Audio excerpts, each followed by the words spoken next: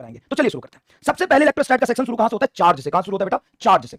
Charge scalar है, आप जानते हैं। चार्ज कंजर्व होता है, charge can not be created, can not be destroyed. Charge quantized होता है क्योंकि इलेक्ट्रॉन के टर्म्स में चार्ज ट्रांसफर होता है, तो चार्ज क्या रहता है? क्वांटाइज्ड। क्या चार्ज की वैल्यू क्वांटाइज्ड होती है? हाँ, चार्ज की वैल्यू क्वांटाइज्ड होती है, लेकिन वैल्यू का जो क्वांटाइजेशन चलता है वो चार्ज का वैल्यू होल नंबर हो ये जरूरी नहीं है। चार्ज का वैल्यू होल नंबर हो ये जरूरी नहीं है। ध्यान सुनिएगा मैं क्या कह रहा हूं। चार्ज का वैल्यू होल नंबर में हो ये जरूरी नहीं है। तो क्या होल नंबर में होना चाहिए? होल नंबर में होना चाहिए एन की वैल्यू। जरा बताइए मुझे, चार्ज होल नंबर में होगा कि एन की वैल्यू होल नंबर में होता है? बताओ। एन की वैल्यू होल नंबर में होता है कि चार्ज होल नंबर में होता है? चलो बताओ जल्दी से, समझ में आया? नेक्स्ट, ये इनवेरिएंट होता है, मतलब स्पीड ऑफ चार्ज बॉडी पे डिपेंड नहीं करता है। मतलब चार्ज की value does not depends upon speed, does not depends upon speed. Charge does not depends on speed. फटाफट इसका यूनिट देख लेते हैं बेटा। इसका ऐसा यूनिट होता है कूलम, इसका प्रैक्टिकल यूनिट होता है स्टैट कूलम, जिसको हम ईएसयू भी बोलते हैं, इसको हम फ्रैंकलिन भी कहते हैं। ईएमयू इसका प्रैक्टिकल यूनिट है, फैराडे इसका सबसे बड़ा यूनिट है। एक फैराडे की वैल्यू होती है 96,500 कूलम। एक इलेक्ट्रोस्टैटिक यूनिट का वैल्यू होता है बेटा 1/3 into 10 to the power 9 coulomb. कई बार बच्चे क्या करते हैं, कई बार बच्चे क्या याद रखते हैं? 1 कूलम की वैल्यू। तो यहां से 1 कूलम की वैल्यू अगर ईएसयू में पूछूं, 1 कूलम की वैल्यू अगर ईएसयू में पूछूं तो 3 into 10 to the power 9 ईएसयू हो जाएगा। याद रखिएगा इसको। ईएमयू 10 कूलम के बराबर होता है। 1 कूलम का ईएमयू में पूछूंगा, 1 कूलम ईएमयू में पूछूंगा तो 1 कूलम इज इक्वल टू हो जाएगा 10 EMU। 1 coulomb is equal to क्या हो जाएगा? 10 EMU। क्लियर है क्या? अरे तुम्हें क्या दिक्कत हो रहा है? चलो, स्पेसिफिक चार्ज क्या होता है बेटा? स्पेसिफिक चार्ज होता है चार्ज बटा मास। ये डिपेंड करता है स्पीड पे, डिपेंड्स ऑन स्पीड। क्यों डिपेंड करता है? क्योंकि मास स्पीड पे डिपेंड करता है, चार्ज स्पीड पे डिपेंड नहीं करता। मेथड ऑफ चार्जिंग पे फटाफट आते हैं। सबसे पहला मेथड ऑफ चार्जिंग है फ्रिक्शन। फ्रिक्शन से कैसी बॉडी चार्ज होती है? क्या कंडक्टर को हम फ्रिक्शन से चार्ज कर सकते हैं? क्या कंडक्टर को हम फ्रिक्शन से चार्ज कर सकते हैं? हाँ ना? क्या हम कंडक्टर को फ्रिक्शन से चार्ज कर सकते हैं? नहीं, सिर्फ इंसुलेटर ही फ्रिक्शन से चार्ज होता है। और चार्ज बॉडी हमेशा इक्वल एंड अपोजिट चार्ज लेके जाता है। याद रखिएगा, इंपॉर्टेंट बात है। इंडक्शन से किसको चार्ज करते हैं? कंडक्टर और डाइलेक्ट्रिक को। अपोजिट नेचर का चार्ज इसमें आता है, लेकिन मैग्नीट्यूड में इक्वल और लेसर। इक्वल कंडक्टर हो तो इंड्यूसिंग चार्ज के बराबर इंड्यूस चार्ज होता है, लेकिन उसका नेचर कैसा रहता है? अपोजिट। ये बेटा इंड्यूसिंग चार्ज, इंड्यूसिंग जिससे हम चार्ज करना चाह रहे हैं, और इंड्यूस चार्ज जिसको हम चार्ज करेंगे। तो कंडक्टर में तो इक्वल आता है, लेकिन डाइलेक्ट्रिक में कम आएगा। कंडक्टर की बात करें तो कंडक्शन की अगर हम बात करें तो कंडक्शन से किसको चार्ज करते हैं? कंडक्टर को। सिमिलर नेचर और इक्वल एंड अनइक्वल चार्जेस आ सकते हैं। इक्वल और अनइक्वल चार्जेस आ सकते हैं, में इक्वल और अनइक्वल। क्लियर है क्या बेटा?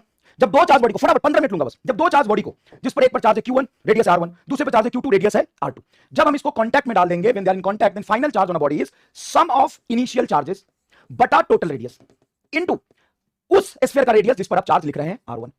दूसरे स्फीयर में फाइनल चार्ज क्या होगा?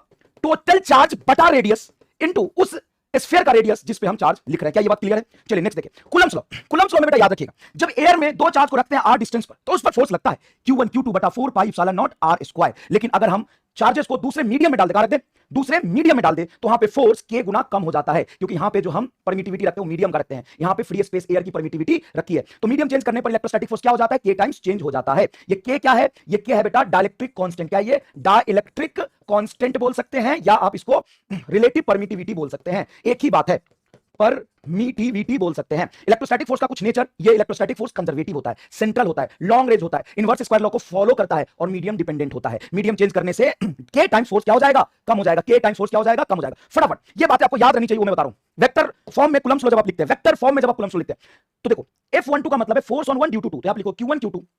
1 2 है तो 1 2 1 का पोजीशन दूसरे के रिस्पेक्ट में उसका यूनिट वेक्टर बटा R12 का मैग्नीट्यूड का होल स्क्वायर। यहां पे जो चार्ज रखोगे वो प्रॉपर साइन के साथ रखोगे। किसके साथ रखोगे? प्रॉपर साइन के साथ रखोगे। लेकिन यहां पे जो हम चार्ज रखते हैं वो चार्ज का मैग्नीट्यूड रखते हैं। ये स्केलर फॉर्म है। ये क्या है? स्केलर फॉर्म है। ये क्या है? स्केलर फॉर्म है। समझ में आया? ये क्या है? स्केलर फॉर्म है। और ये क्या बेटा? वेक्टर फॉर्म है। जैसे अगर तुम फोर्स लिखते हो on two body due to 1, तो ये हो जाएगा Q1 Q2 बटा 4 पाई एप्सिलॉन। ध्यान देना यहां पे मैं क्या लिख रहा हूं, सेकंड का पोजीशन वेक्टर फर्स्ट के रिस्पेक्ट में, सेकंड का पोजीशन वेक्टर फर्स्ट के रिस्पेक्ट में 2 1 मैग्नीट्यूड का होल स्क्वायर। क्लियर है क्या ये बात बेटा? पेंडुलम प्रॉब्लम में याद रखिएगा, जब भी दो चार्ज को हम एक पॉइंट से दो स्ट्रिंग से अटैच करते हैं, जिसका चार्ज है Q1 मास है M1, इसका चार्ज है Q2 मास है M2, तो यहां पे वर्टिकल से जो पहला चार्ज वर्टिकल से जो एंगल बनाएगा वो tan θ1। हमेशा याद रखिएगा इलेक्ट्रोस्टैटिक फोर्स क्या होगा? इलेक्ट्रोस्टैटिक फोर्स, तो आप लिख सकते हैं electrostatic force k Q1 Q2 बटा दोनों के बीच की डिस्टेंस का होल स्क्वायर में F ही रहने देता हूं, बटा क्या होगा? mg। अगर इसका इलेक्ट्रिक फील्ड यहां पे E लिख लेते हो तो फोर्स क्या हो जाएगा? QE। क्या आप ये tan θ equal to Fe by mg याद रखेंगे? क्लियर है क्या भाई? बता, ये बात आपको समझ में आ रहा? ये बात आपको समझ में आ रहा? समझ में आ रहा? दूसरा force for zero net force. मान लो चार्ज पार्टिकल है जिसका चार्ज है Q, दूसरा चार्ज है NQ, दोनों के बीच में डिस्टेंस है R, तो थर्ड चार्ज को कहां रखें कि उस पर फोर्स 0 लगे? तो याद रखिएगा, अगर सेम नेचर का दोनों चार्ज है, जैसे ये NQ प्लस है और ये Q प्लस है, या ये माइनस है ये माइनस है, तो x की वैल्यू आएगा R बटा √n+1, जहां पे n है ये चार्ज का फैक्टर कि ये Q से कितना गुना ज्यादा है। और ये x कहां से मेजर कर रहे हैं? फ्रॉम Q1, यहां लिखा है फ्रॉम Q1, इस चार्ज से मेजर कर रहे हैं। अगर अपोजिट नेचर का चार्ज होगा तो क्या होगा? अपोजिट नेचर का चार्ज होगा तो क्या होगा? अपोजिट नेचर का चार्ज होगा तो x is equal to R बटा √n-1 हो जाएगा। अब हम फटाफट इलेक्ट्रिक फील्ड बहुत इंपॉर्टेंट सेक्शन है। तो इलेक्ट्रिक फील्ड से कैसे फॉर्मूले बनते हैं, किस किस अरेंजमेंट का इलेक्ट्रिक फील्ड आपसे पूछा जा सकता है, उस पर कैसे सवाल बनते हैं, वो फटाफट देख लीजिए। समझ में आ गया? समझ में आ गया? ठीक है, चलो चलो देखो। पॉइंट चार्ज का इलेक्ट्रिक फील्ड KQ बटा R square. Infinite line charge जिसका लीनियर चार्ज डेंसिटी लैम्डा है या सेमी सर्कुलर रिंग का इलेक्ट्रिक फील्ड होता है 2K लैम्डा बाई R। दोनों का वैल्यू सेम है क्या? इनफाइनाइट लाइन चार्ज से R डिस्टेंस पर electric field, infinite line charge से R डिस्टेंस पर इलेक्ट्रिक फील्ड और सेमी सर्कल के सेंटर पर इलेक्ट्रिक फील्ड होता है 2K lambda by R। On the axis of ring, ring के एक्सिस पर इलेक्ट्रिक फील्ड होता है, रिंग के एक्सिस पर इलेक्ट्रिक फील्ड होता है KQX बटा R square plus X square का पावर 3/2। समझ में आया? ये याद है क्या? बस याद रखना इस चीज को। आर्क का इलेक्ट्रिक फील्ड क्या होता है? 2K lambda by R into sine theta by 2। 2K lambda by R वही जो हाफ रिंग का है, वही जो हाफ रिंग का है इंटू साइन थीटा बाई 2 का फैक्टर एक्स्ट्रा आएगा।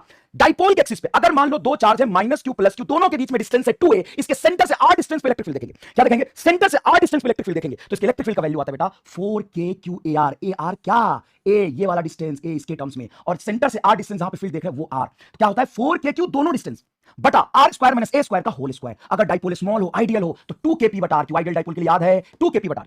अगर इक्वेटोरियल लाइन पे देखेंगे, कहां देखेंगे? इक्वेटोरियल लाइन पे देखेंगे तो equatorial line perpendicular to the dipole होगा। ध्यान से देखिएगा 2kq एक ही डिस्टेंस आना चाहिए, दोनों डिस्टेंस पर ग्लेट ने टाइप कर दिया, कोई बात नहीं। कौन सा डिस्टेंस लोगे? a वाला कि r वाला? सर हमें इसको डाइपोल के टर्म्स में लिखना पड़ेगा और डाइपोल लिखते हैं q इंटू 2a, तो यहां पे क्या आएगा? a वाला डिस्टेंस आएगा। क्या आएगा? a वाला। तो क्या लिखोगे? 2kqa। देखो यहां पे 4kqar, यहां पे 2kqa, तभी तो 2qa को p लिखोगे तो kp बटा r बच जाएगा स्मॉल डाइपोल के लिए। एकदम लॉजिक बुझा रहा है। और मैंने तुम्हें क्लास में जिस हिसाब से डायमेंशन सिखाया था, क्या डायमेंशन से दोनों वेरीफाई हो रहा है? एकदम आग लगा के बता दो, एकदम आग लगा के बता दो। हाँ सर। दूसरी बात, ये स्केलर फॉर्म में देख रहे हैं, अगर मैं यहां पे वेक्टर साइन लगाऊं तो यहां पे एज इट इज वेक्टर आ जाएगा, इलेक्ट्रिक फील्ड के डायरेक्शन में ही डाइपोल होगा। लेकिन यहां पे अगर वेक्टर साइन में देखूं तो यहां पे एक नेगेटिव आ जाएगा। यहां पे जो इलेक्ट्रिक फील्ड आ रहा है वो डाइपोल के एक्जैक्टली अपोजिट आ रहा है, डाइपोल के एक्जैक्टली अपोजिट आ रहा है। क्लियर है? नेक्स्ट देखिए बस बेटा, hollow non conducting sphere, hollow मतलब खोखला नॉन कंडक्टिंग स्फीयर, या सेल लिखाओ या हॉलो सॉलिड कंडक्टिंग स्फीयर लिखाओ, उसके अंदर में इलेक्ट्रिक फील्ड क्या होता है? जीरो। अगर आप एक स्फीयर के सरफेस पर चार्ज रख दोगे, सरफेस पर चार्ज रख दोगे तो अंदर में इलेक्ट्रिक फील्ड क्या आएगा? जीरो। सरफेस पे आएगा KQ बाई R स्क्वायर और बाहर आएगा KQ by small r square. क्या आएगा? KQ by small r square. जब इसका ग्राफ बनाएंगे तो अंदर में इलेक्ट्रिक फील्ड जीरो, और देखो सरफेस से लेके बाहर में रेक्टेंगुलर हाइपरबोलिक जैसा वेरी कर रहा है। कैसा वेरी कर रहा है? रेक्टेंगुलर हाइपरबोलिक जैसा। अब आगे देखो, अगर नॉन कंडक्टिंग सॉलिड स्फीयर होगा तो क्या होगा? अगर नॉन कंडक्टिंग सॉलिड स्फीयर हो बेटा, नॉन कंडक्टिंग सॉलिड स्फीयर हो तो अंदर में इलेक्ट्रिक फील्ड जीरो नहीं आएगा। क्या आएगा? तो एक जोरदार स्टार मैंने आपको बताया हुआ है, चाहे इलेक्ट्रिक फील्ड हो या मैग्नेटिक फील्ड हो या ग्रेविटेशनल फील्ड हो या इंड्यूस इलेक्ट्रिक फील्ड हो या इंड्यूस मैग्नेटिक फील्ड हो, सॉलिड ऑब्जेक्ट, सॉलिड स्फीयर हो, सॉलिड सिलेंडर हो या थिक प्लेट हो, उसके अंदर electric field directly proportional to distance होता है। क्या होता है? डायरेक्टली प्रोपोर्शनल टू डिस्टेंस होता है। तो अंदर में कहीं भी देखो, कहां पे? अंदर में, तो डायरेक्टली प्रोपोर्शनल टू क्या आना चाहिए? डिस्टेंस आना चाहिए। और डायमेंशन से इलेक्ट्रिक फील्ड तो होता है KQ बाई R स्क्वायर। क्या होता है? KQ by R square. तो KQ बाई नीचे R स्क्वायर लिखोगे तो गड़बड़ा जाएगा डायमेंशन, तो RQ कर दो। यही तो इलेक्ट्रिक फील्ड है सॉलिड स्फीयर के अंदर। बोलो जोरदार तरीके से चमका कि नहीं चमका? जोरदार तरीके से चमका कि नहीं चमका? जल्दी बताइए, क्या जोरदार तरीके से चमका? हाँ सर। अब अगर मैं सरफेस पर देखूं तो सरफेस पे क्या आएगा? KQ बाई कैपिटल R का होल स्क्वायर। और अगर आप देख रहे हो आउटसाइड में तो ये हॉलो स्फीयर जैसा ही होगा। सर हॉलो स्फीयर तो पॉइंट चार्ज जैसा था, हाँ तो पॉइंट चार्ज जैसा ही होगा। बाहर में इसका बिहेवियर वैसा ही रहेगा। तो सेंटर से लेकर सरफेस तक डायरेक्टली प्रोपोर्शनल टू R, बाहर में inversely proportional to R square. Clear है क्या ये बात? सर 5 मिनट। Electric field due to plate conducting plate sigma upon epsilon naught, और चार्ज के टर्म्स में लिखता हूं तो Q बटा, ध्यान सुनना, Q बटा A इप्सिलॉन नॉट। क्लियर है? क्या होगा? Q बटा 2 इप्सिलॉन नॉट। चार्ज के टर्म्स में लिखूंगा तो क्या लिखूंगा? Q बटा 2 इप्सिलॉन नॉट। एकदम सही है। Electric field due to thin sheet लिखूं या नॉन कंडक्टिंग शीट लिखूं तो वो होता है sigma upon 2 epsilon not. Charge के टर्म्स में लिखूंगा तो Q बटा 2A इप्सिलॉन नॉट। यहां पे ये दोनों चार्ज सेम नहीं है। ये चार्ज वो है जो मैंने कंडक्टिंग प्लेट को दिया है, ये चार्ज नॉन कंडक्टिंग प्लेट को दिया है। बड़े आश्चर्य की बात है कि चार्ज के टर्म्स में दोनों का इलेक्ट्रिक फील्ड देखा जाए तो सेम आता है, लेकिन डेंसिटी के टर्म्स में देखा जाए तो सिग्मा अपॉन इप्सिलॉन नॉट आता है, यहां पे सिग्मा अपॉन 2 इप्सिलॉन नॉट आता है। कितने लोगों को ये बात याद है? और ये बहुत इंपॉर्टेंट बात है, याद रखने वाली बात है। जोरदार आग लगा के बता दो कि बहुत जोरदार चीज बताई सर आपने, जोरदार तरीके से बता दो। क्या ये बात याद आया? मैंने कराया था बेटा, कराया था। अगर मैं कंडक्टिंग प्लेट को क्यों चार्ज दूं और नॉन कंडक्टिंग प्लेट को क्यों चार्ज दूं तो दोनों की वजह से किसी प्लेट के पास वाले पॉइंट पर इलेक्ट्रिक फील्ड सेम आता है, चार्ज के टर्म्स में सेम आता है। समझ में आया? सेम आता है। क्लियर है? नेक्स्ट देखो, torque and potential energy on a dipole in uniform electric field. Uniform electric field में जब हम डाइपोल को रखते हैं तो उस पे टॉर्क और पोटेंशियल एनर्जी का जो फॉर्मूला होता है वो सेम होता है। क्यों? क्योंकि टॉर्क और पोटेंशियल एनर्जी का डायमेंशन सेम है। एक बात बता, टॉर्क फोर्स इनटू डिस्टेंस, तो इसका डायमेंशन तो होगा ml2t-2, और पोटेंशियल एनर्जी का डायमेंशन बता, ये भी होगा ml2t-2। तो दोनों का फॉर्मूला सेम बनना चाहिए क्योंकि डायमेंशन सेम है। लेकिन एक फर्क है, पोटेंशियल एनर्जी स्केलर होता है और ये होता है बेटा vector.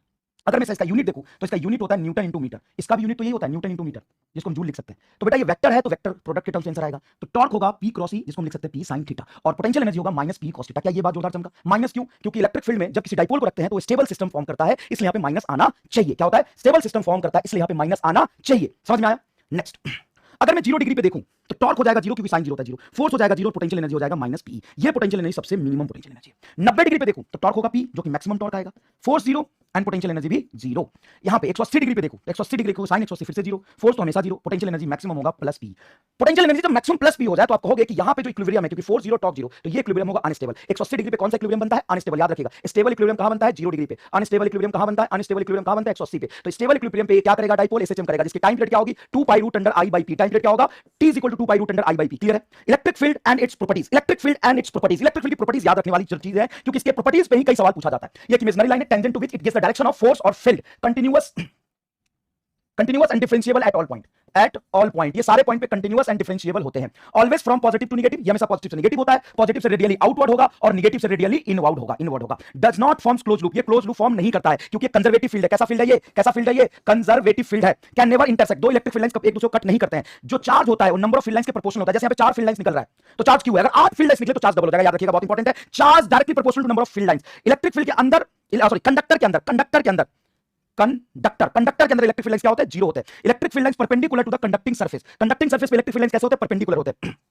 Electric field intensity, electric field की value inversely proportional to space between the line. इस चीज को डायरेक्टली आप ये भी कह सकते हो डेंसिटी ऑफ फील्ड लाइंस। एक ही बात है क्या? डेंसिटी ऑफ फील्ड लाइंस एक ही बात है क्या? मैंने नया टर्म्स यूज कर लिया बस, दोनों एक ही बात है क्या? हाँ या ना? स्पेस बिटवीन द लाइन कम करोगे तो डेंसिटी बढ़ेगी। डेंसिटी क्या होगी? बढ़ेगी। क्या ये क्लियर है? क्या ये बात क्लियर है? जो मैंने लास्ट में लिखा है बहुत ही जोरदार तरीके से नया टर्म यूज किया है। दो चार्जेस के बीच में, दो लाइन के बीच में, दो इलेक्ट्रिक फील्ड लाइंस के बीच में जितना डिस्टेंस कम होगा इलेक्ट्रिक फील्ड की वैल्यू उतनी ज्यादा होगी। क्या दोनों बातें सेम है? क्या दोनों बातें सेम है? हाँ ना?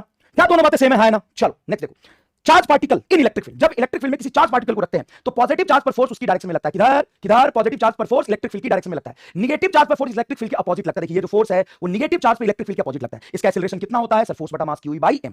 ठीक है, अगर उसको इलेक्ट्रिक फील्ड के पैरेलल चार्ज पार्टिकल को फेंकोगे, इलेक्ट्रिक फील्ड के पैरेलल चार्ज पार्टिकल को फेंकोगे तो उसका पाथ कैसा होगा? स्ट्रेट लाइन पाथ होगा। कैसा पाथ होगा? स्ट्रेट लाइन पाथ होगा। एकदम नजर लगा रखिएगा, इधर उधर होते ही मामला गड़बड़ हो जाएगा। क्या होगा? स्ट्रेट लाइन पाथ होगा। अच्छा, अगर 90 डिग्री पे, if theta is 90 degree between velocity and electric field, उस केस में पाथ कैसा होगा? पैराबोलिक होगा। पाथ कैसा होगा? पैराबोलिक होगा। डेविएशन जो होता है बेटा याद रखिएगा, अगर इलेक्ट्रिक फील्ड ऐसे चार्ज पार्टिकल को ऐसे फेंका तो ये डेविएट करके जो जाता है डेल्टा में, tan डेल्टा होता है QED बटा mu स्क्वायर, QED बटा mu स्क्वायर, QED बटा mu स्क्वायर, QED बटा mu स्क्वायर। याद रखिएगा QED बटा mu स्क्वायर, QED बटा mu स्क्वायर। याद रखिएगा इस बात को। आ रहे हैं सवाल पर आ रहे हैं। ये देखो, अगर एक सिंपल पेंडुलम लेते हो जिसका मास m है, चार्ज q है, और उसको ऐसे ऐसे ऑसिलेट करा देते हो तो इलेक्ट्रिक फील्ड का इसके टाइम पीरियड पे क्या इफेक्ट पड़ेगा? कुछ नहीं सर, हमें तो ए इफेक्टिव लिखना है। मान लो पॉजिटिव चार्ज है और इलेक्ट्रिक फील्ड नीचे लग रहा, तो बेटा इस पर फोर्स कहां लगेगा? नीचे। और mg भी कहां लग रहा था? नीचे। mg भी नीचे, फोर्स भी नीचे, तो इसका टाइम पीरियड ये बनेगा। सर कैसे? अगर इलेक्ट्रिक फील्ड नहीं होता तो 2 पाई रूट एल बाई जी, और इलेक्ट्रिक फील्ड होने की वजह से नीचे की तरफ एक्सीलरेशन और पैदा लिया, कितना? Acceleration q by m extra, तो ये हो जाएगा। यहीं पे अगर मैं नेगेटिव चार्ज रख दूं तो इलेक्ट्रिक फील्ड के अपोजिट फोर्स लगेगा, तो यहां पे माइनस आ जाएगा। क्लियर है ये बात?